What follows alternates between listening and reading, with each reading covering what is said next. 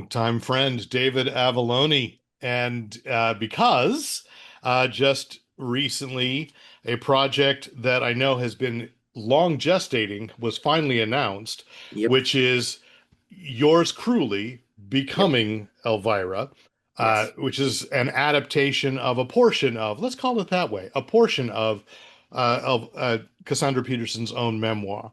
So Yes. let's talk about how I mean, I know how you two have worked together very well in the past, but how this became the idea. This I think Dynamite had this idea before I did. But it was long enough ago now because the book comes out in, was it 22, 23? I can't remember, but the book's been out a while. And I may have mentioned it, or it may have been uh Nick Barucci, the president of Dynamite, yeah. Dynamite, who asked me to do it. And I was excited to do it. I hadn't read the book yet, but I sat down and read it. And Joe Ryban, Dynamite's editor in chief, found me an artist named Mariano Benitez Chapo, who was, I think, at that time, right out of the Joe Kubert School of comic book art and science. And um, I started going through it. And I'd say I finished the writing probably about a year and a half ago to almost 2 years ago. It was written for a long time. And the tightrope that I walk, that I will admit out loud in public, is they wanted it out as soon as possible. So as soon as I had a significant portion of it written, Mariano started drawing.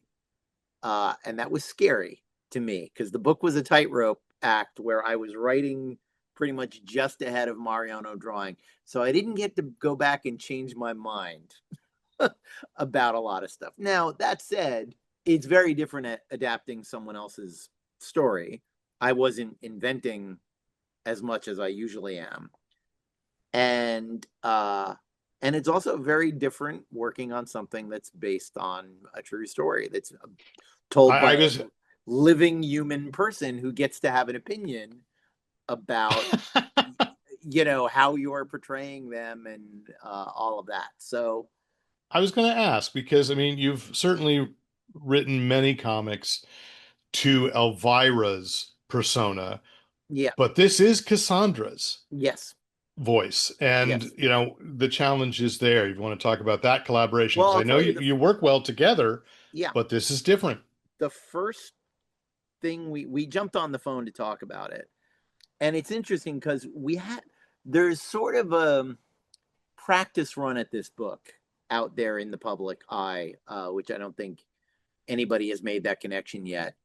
When it was her 40th anniversary playing Elvira, we did, it was towards the end of the worst days of the pandemic, and we had done two Kickstarter projects, the Omega Mam and Wrath of Khan, Con.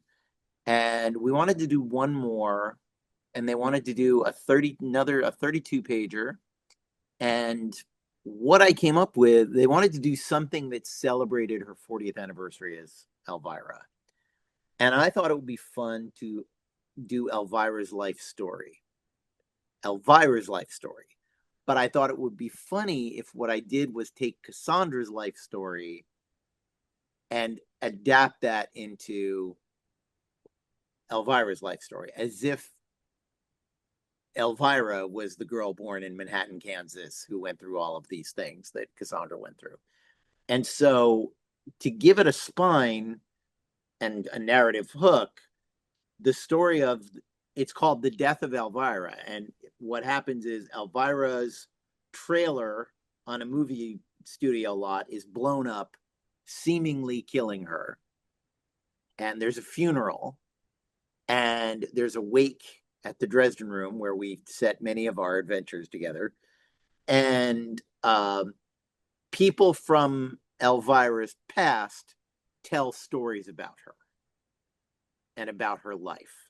And their stories are all sort of told chronologically. And the first one whose mind we're in telling the story is actually Gonk, The dog tells the story about her as a little girl, which is funny because that makes the dog older than any dog that has ever lived. But But we that don't makes get into sense. that. She's the mistress of the dark. Yeah, It exactly. could be a hellhound. The dog is supernatural. So that book, in order to prepare for that book, I had said to her, let's jump on the phone, and what I'd like you to do is tell me like a handful of your best stories, anecdotes about your life, and I'll Elvira-ize them, and we'll make that the comic. And she actually said, I don't think I can do that without a drink in my hand. So let's meet somewhere and have a drink and talk about it. So we actually ended up having dinner at the Dresden Room with my wife, who was thrilled and who made me take the job so that she could have dinner with Elvira someday. So that was good. But we sat around over dinner and drinks, and she told me a bunch of funny anecdotes about herself. And she was in the middle of writing the book. So she was going through all this stuff herself. So we did it. It's a 32-page special called The Death of Elvira. You can probably Dynamite is long out of copies of it because I sold them all at conventions. But you can probably get it on eBay and places like that. But all that to say, I had already been through like a really short version of her life story that I had heard from her own mouth, sitting making, notes in a booth at the Dresden Room while I ate onion rings and drank martinis with her.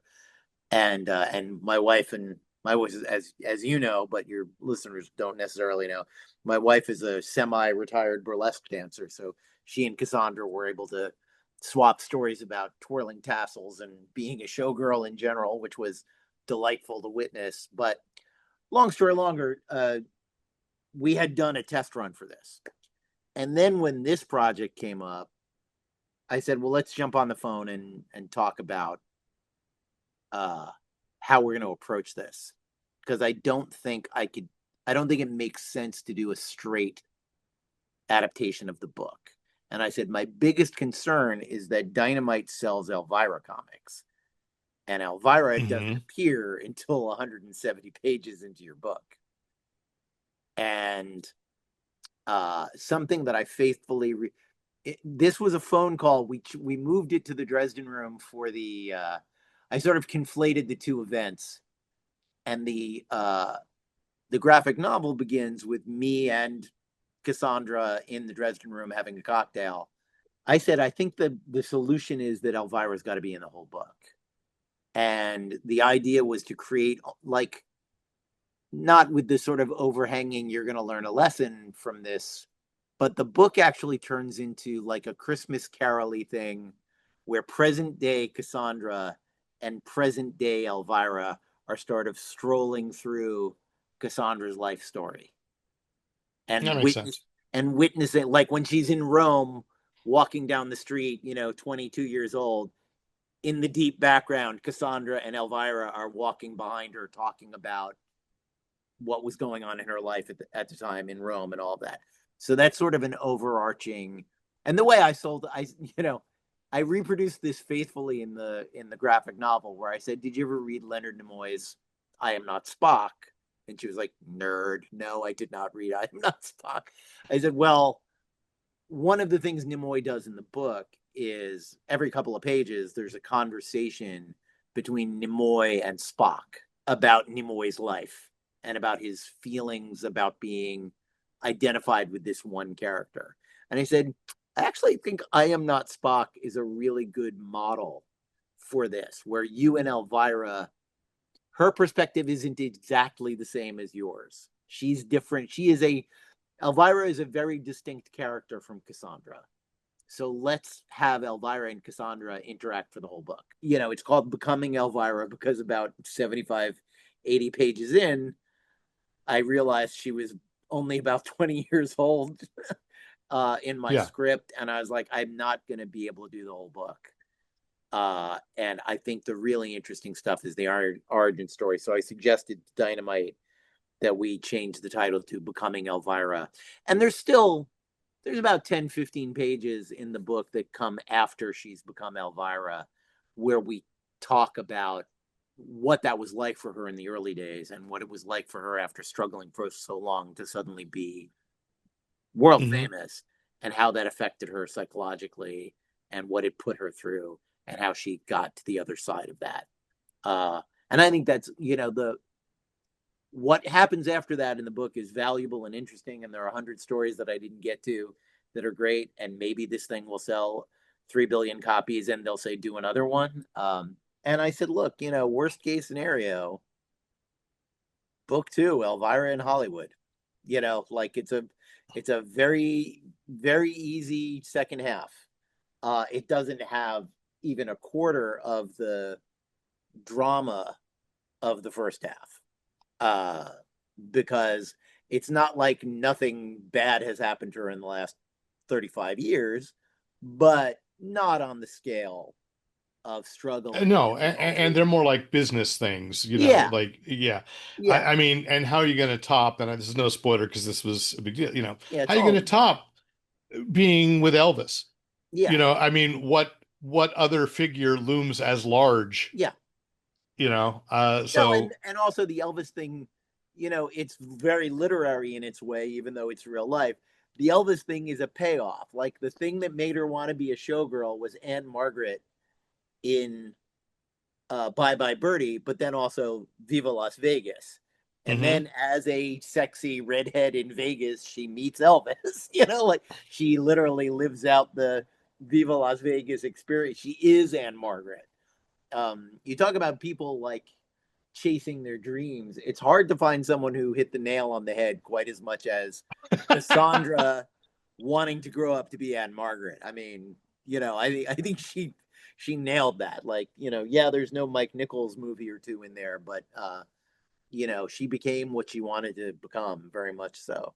And that's a compelling story. Like I said, the second half is not without compelling stories, but to but no, me, the no. fascination was what makes someone become Elvira, what makes someone that devoted to that path. And like all great Hollywood stories, it's a very twisty, turny path, and at any level, it could have gone a completely different way. One of the stories she tells right before she became Elvira, she got what she thought was the biggest break of her career.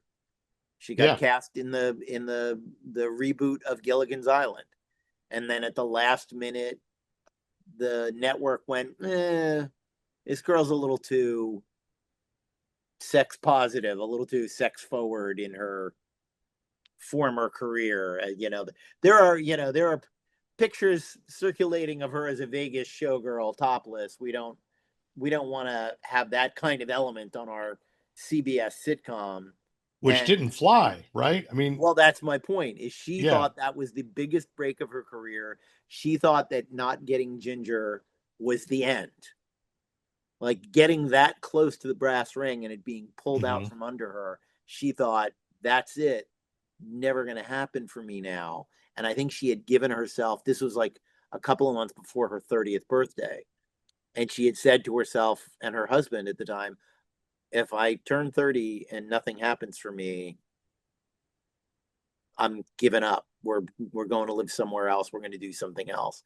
And then Elvira comes along and changes everything. And she got the call, as you know from the book, about the Elvira audition while she was on her honeymoon with her hmm husband Mark, who she later divorced, of course. But yeah, and look, this is something, as you know, I teach networking and career path stuff and do panels on cons and write about this stuff. And I always love telling people about when people ask me how did people who actually think I have a career worth talking about are like, well, how did you get here? What was your big break? And I always try to tell them 13 years before I was introduced to Joe Ryban and my comic book career started, I met Joe. Did I ever tell you a story? I met Joe Quesada uh, no, for cocktails.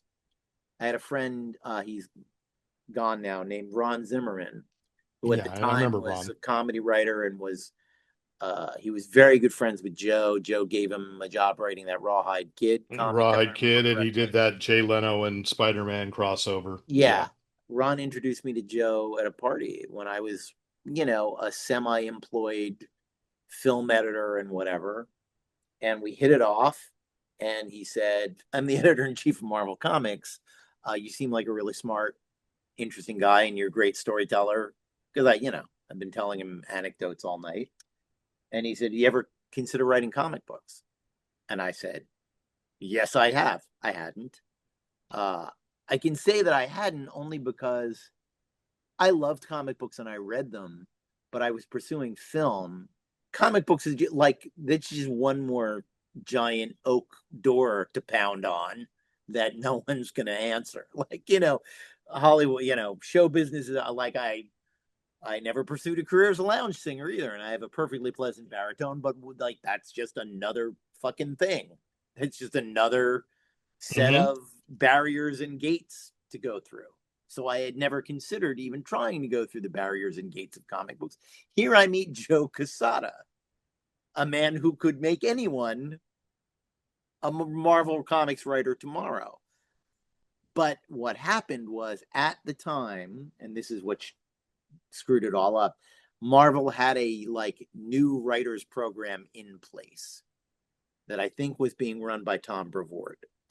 And they said, send us a writing sample. And I sent them a 30-page screenplay for a web series I was directing at the time. And they loved it. They said, this writing is great. What we're doing and this is a terrible idea, what we're doing for the new writers program at Marvel is we need you to create your own series that takes place in the Marvel universe and write a first issue and send us that. That is the highest possible barrier to entry you could set for anyone. I thought I was going to get an 8-page, trying to think of like the smallest Marvel character, an 8-page Jasper Sitwell backup in an Avengers ad. I thought I was Yeah. going to get like, here, we'll try you out on a fill-in issue of Moon Knight. Like I thought, write an 8-page She-Hulk for this holiday annual. Like I thought it would be something like that, but instead it was create an entirely new series out of whole cloth that still exists in the Marvel universe, write a 22-page script and send it in. And I had never written a comic book script. Yeah. There were not 1,000 places to go online to look for comic book scripts. Bendis said that he used Final Draft. I went, I use Final Draft. I'll use Final Draft. God bless you, Brian, but Final Draft is terrible for writing comic book scripts. Love you, man. Yeah. I'm glad it works for you. I think that's great. I love your work. It is not an easy transition from where, I find their template very difficult to navigate yeah, for comics. and that's and I didn't even learn at that time that there was no such thing as a universally accepted comic book format. I had no idea. So it took me a long time to work on that script, and by the time I had conceptualized it, and I had a day job, I was going somewhere every day and editing Hmm. film. So I didn't have the time to research this, to work on it, to read 100 Marvel comics. I did come up with a great premise that I would like to use someday. Ironically, I de-Marvel sized it, and early in my comic career, I pitched it to Vertigo. And there was an editor there, Molly Mahan, who really, really liked it, but it ended up not taking off. All that to say, one of my basic lessons of career management and networking is you do not know what your big break is until a decade after your big break happened. And you look back and you go, oh, Oh, that was the moment. that Yeah. was that was the door opening. I didn't know Uh, that was the door opening at the time that it opened, but and again, like even at the time when I met Ryban and we had again talked about everything but comic books, and he said, and I was there to pitch myself to him as a comic writer. I'd been introduced to him by a colleague specifically for that mhm. purpose, and the colleague had read a script of mine and said he's a great writer, he can really do story, he can really do dialogue. But the conversation was very much, we talked about our favorite movies and music and whatever, and the only thing I remember saying to him that was slight, that that would sound like me pitching myself to him towards the end of the conversation is, all I can say about Dynamite, where it is today, and how I think I fit in there is You're going to find very few men under 70 who can write Doc Savage in the shadow for you without looking at Wikipedia. Like, like I know those characters since my childhood. I've been reading those pulps since I was a kid, and I wasn't born in the 1920s. So, and there are other, like yourself, there are other people out there who have read the pulp But stories and I all that. mean, a thing that I've accepted because I also know Shannon Denton is the other person under 70 Yeah, who could is I was asked actually because Doc Savage is public domain in Australia. yeah. And I was asked, do I have a Doc Savage story in me? And I thought, you know what? As much as I love Doc Savage, I don't have a story to tell. No, So and that's you definitely, did. yeah. I mean, I didn't in the abstract, but when asked to come up with one, and as an aside, that was sort of a funny, when they asked me to finally do a 4-issue Doc Savage series, they said, my first question was, is there a continuity you want me to fit into? Do you want me to bring him into the present day? And they were like, anything you want to do. And I said, honestly, because I've never written one before, I want to write something that Street and Smith would have published in 1939. Like Yeah. I actually don't want to fuck around. I don't want to recontextualize. I need to write the character straight first. I said, I'm going to write an Indiana Jones type adventure set in 1939 because I would love to, or 1940, because I would love to do that. I don't need to do anything meta. I don't need to do Doc Savage in the, uh, though it's funny. I had a pitch that Dave Acosta, artist I work with on that series and on other, we did come up with a pitch. He drew an older Doc Savage in a like Mercury era spacesuit, and I pitched Joe the Savage stuff, where Doc Savage is a big part of the American space program in the Well, I 19s. mean, and then ultimately that becomes the Venture Brothers, Yeah, really. yeah, So yeah. But it's but yeah, and by that time, Dynamite had lost the license on Doc Savage, so it was moot. But all that to say, like, where I was going with that is even meeting Joe and Joe saying, I'm going to go back to New York and see if I got something for you. And he goes back to New York, and they had just published this thing called Legendary, which was Willingham taking all of the IP they were publishing and making a steampunk yes. universe out of it. And they wanted to spin off the Vampirella character from it, and they asked me to do that.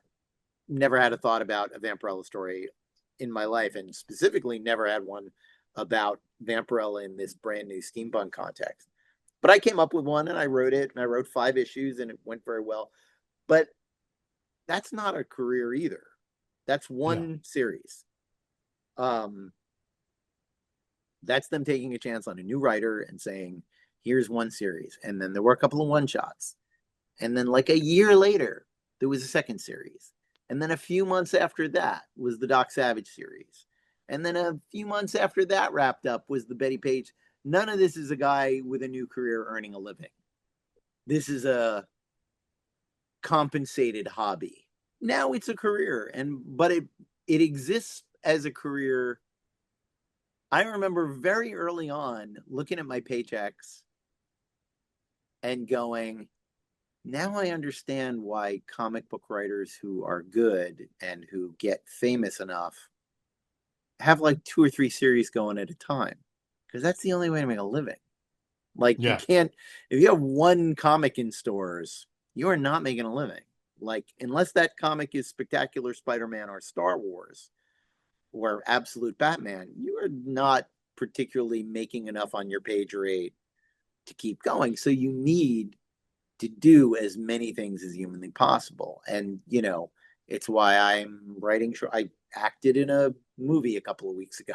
Like, I will Well, do yeah. I mean, whatever it takes to make a living that is creative work that I think I can do.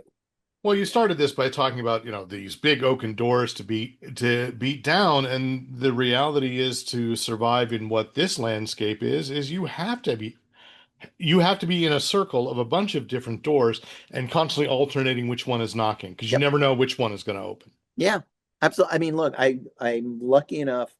I write. I've written for a TV show called Bat Wheels, kid show about Batman. But I remember saying to over a period of 2 years, I wrote 5 episodes. And Animation Guild rates are good, you know, but ultimately, 5 episodes is, even using union guidelines, that's maybe 10 to 20 weeks of work over a period of 2 years. Hmm. That's not a living. And I remember saying to Augusta, to my wife, even when I got the job writing on Bat Wheels, I thought this is great and I'm really happy about it.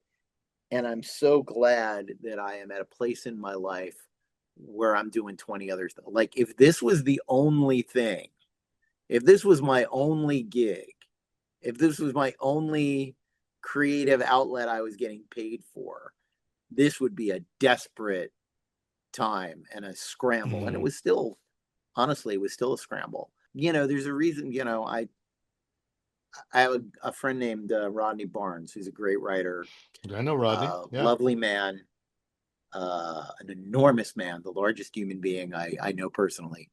And Hmm. I mean, just photos of the two of us, I know they don't do him justice. photos of the two of us standing together are like, oh, I didn't know Dave went to Easter Island. Like he looks like a megalith next to me. Well, it's But why you have to keep the mustache so you're not mistaken for a child.